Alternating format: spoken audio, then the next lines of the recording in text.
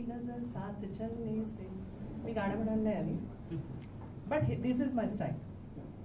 मी खूप लाईव्हली ठेवते सगळ्यांना आणि म्हणून bond debut will give you a good platform to explore yourself. आता जसं म्हणण्यात आलं, शेखर भाऊनी म्हटलं की प्रत्येकाने इंट्रोडक्शन द्यायचं असतं आणि हा इतका इम्पॉर्टंट पार्ट असतो, कारण एका मिनिटात 30 सेकंदात तुम्ही तुमची पर्सनॅलिटी, तुमचं नॉलेज आणि व्हॉट यू आर शोईंग. आणि त्याच्यासाठी मी आहे ना, आय विल हेल्प यू.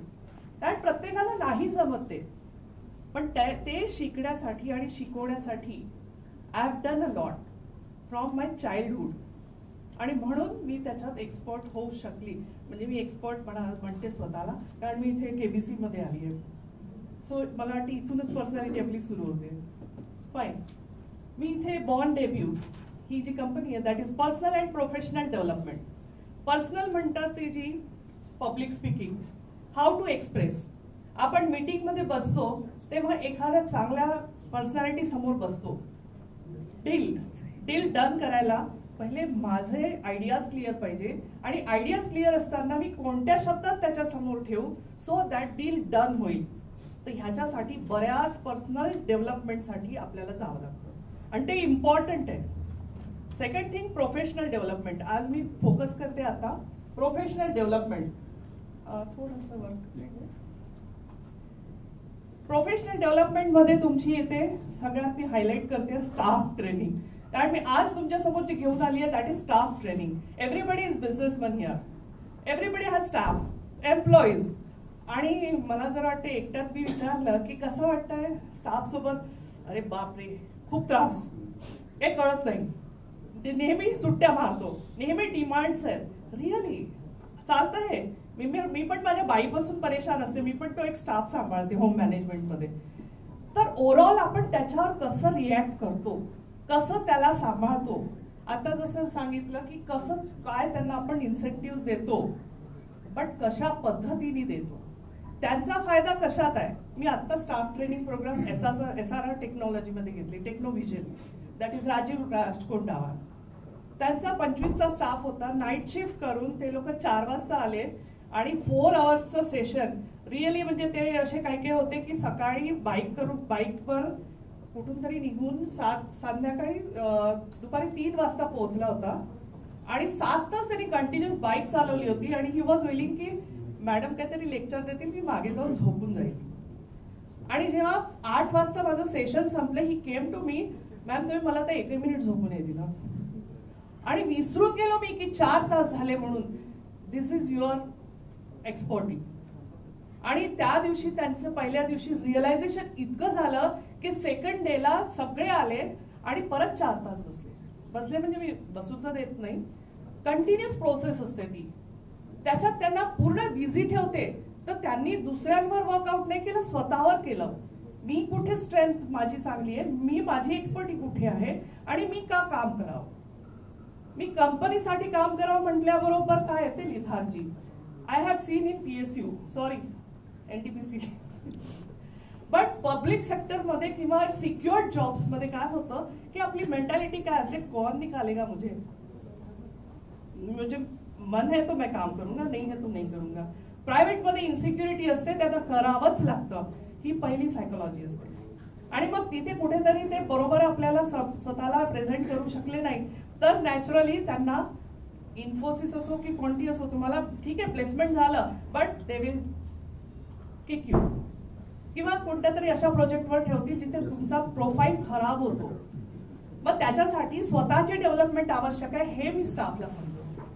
कोणत्याही कंपनीत राहा, तुमची स्वतःची development will give the progress indirectly to your company, but first of all you.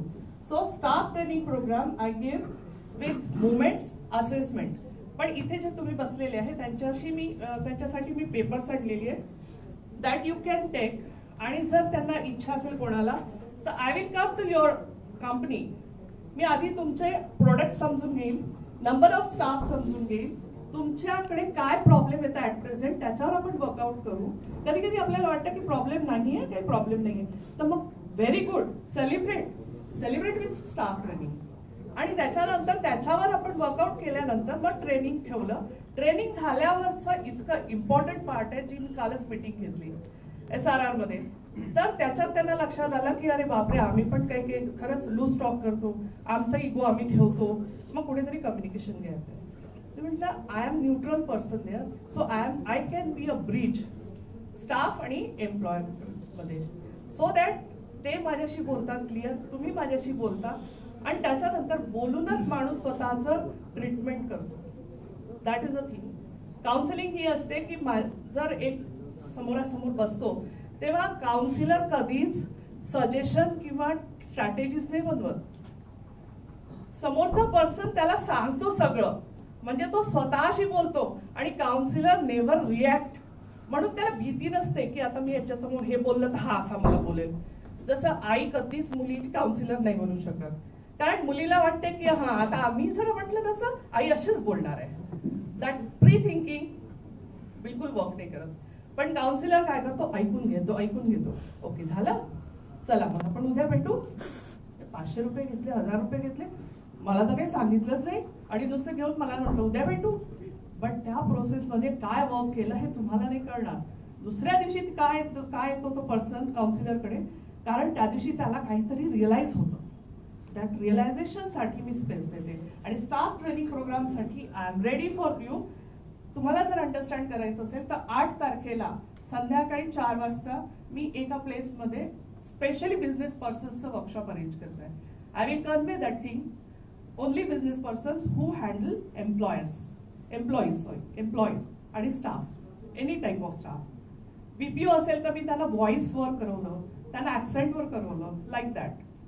And second thing, अजून एक वर्कशॉप माझा आहे 9 तारखेला, तो पण मी मेसेज देईन. I have given that dream eligible bachelors. तुम्ही ऐकलं असेल, मी हे वर्कशॉप प्लॅन केलेलं आहे कम्प्लीट आणि याच्यावर मी बरेच काउन्सिलिंग केलेले आहे. तर एलिजिबल बॅचलर्स मध्ये बेसिकली मुलांना कळतच नाही की मी कोणत्या पद्धतीने मुलगी पाहायला पाहिजे किंवा अंडरस्टँड करायला पाहिजे. लग्नानंतर माझे काय काय एक्सपेक्टेशन्स माझे राहणार आहे, फॅमिलीचे राहणार आहे, कारण त्यांनी फक्त 8व्या वर्गापासून अभ्यास केलेला असतो आणि आपण म्हणतोय लग्नाला नको जाऊ, अभ्यास कर. तर त्यांच्या सोशल एक्सक्यूज खूप वीक असतात आणि मग अचानक आपण त्यांना त्या बंधनात टाकतो आणि मग म्हणतो की चल तुझ्या बायकोसोबत तुला तिथे जावं लागेल. तर ते जावं लागेल, त्या विल्स नसतात आणि त्याच्यामुळे पुशिंग असतं. तर जे आतून येतं ते ठीक असतं. माइंडसेट जर असला की नाही मला कॉम्प्रोमाइजिंग करावं लागणार आहे आणि I will do happily Q, कारण ती पण माझं त्या क्लायंटसाठी काहीतरी कॉम्प्रोमाइज करते आहे. सो दॅट माइंडसेटसाठी मी वर्क करणार आहे. So I am planning 2 hours program for eligible bachelors also. My time now? Okay. तर स्टाफ ट्रेनिंग साठी कोण कोण इंटरेस्टेड आहे, so that I can give किंवा काही विचारायचं असेल तर स्टाफ ट्रेनिंग कोण कोण करवतात कोणा सगळ्यांच्या कंपनीज असतील, I think you they regular करवतात. खूप सायलेन्स आहे. Okay, not an issue. मी पेपर कोणाकोणाला हवे तर so that I can take it. Thank you. अजून कोणा